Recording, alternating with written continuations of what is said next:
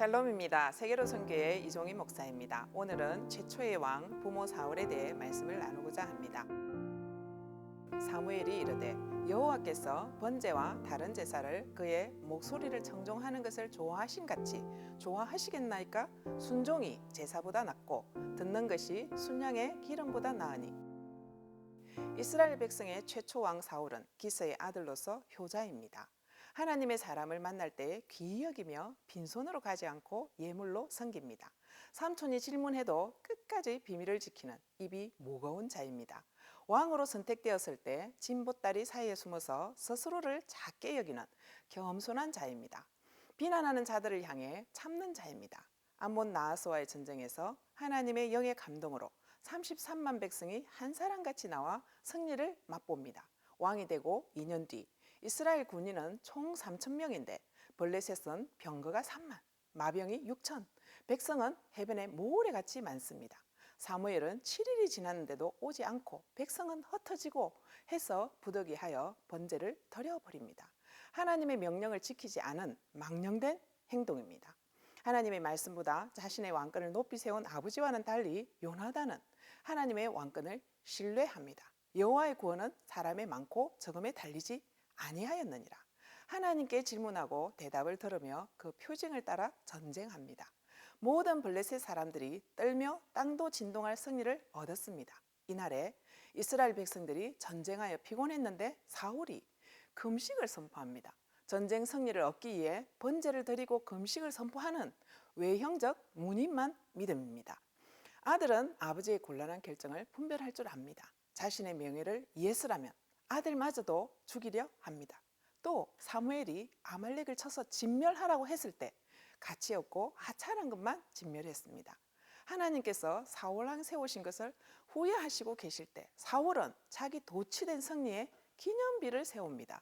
자신은 여호와의 명령을 행했고 하나님께 제사 드리려고 좋은 것을 남겼노라고 사무엘에게 변명합니다. 여호와의 목소리를 청종하는 것보다 탈취하기에만 급하여 여호와께서 악하게 여기시는 일을 행한 것이라고 사무엘은 평가합니다. 거역은 점치는 죄, 완고한 것은 사악한 우상에게 절하는 것과 같으며 여호와의 말씀을 버렸으므로 여호와께서도 더는 왕이 되지 못하게 하셨나이다.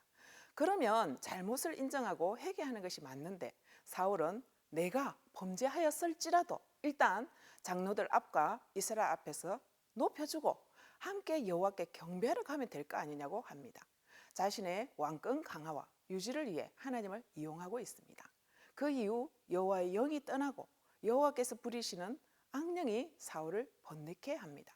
골리앗을 무너뜨린 다윗은 만만이요 사울은 천천히로다 라고 부르는 여인들의 노래소리에 시기질투심이 장렬합니다.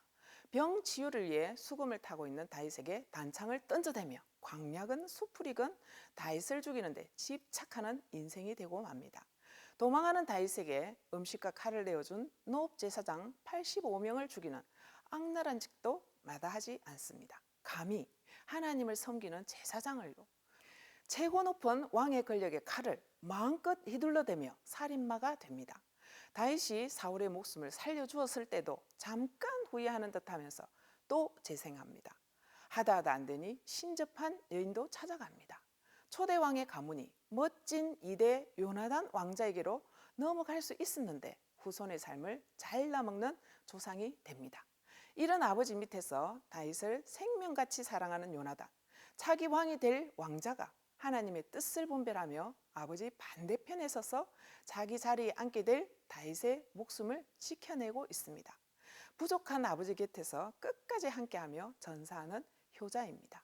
왕자 요나단은 스승 사무엘로부터 하나님의 명령을 잘 배웠음을 알 수 있습니다.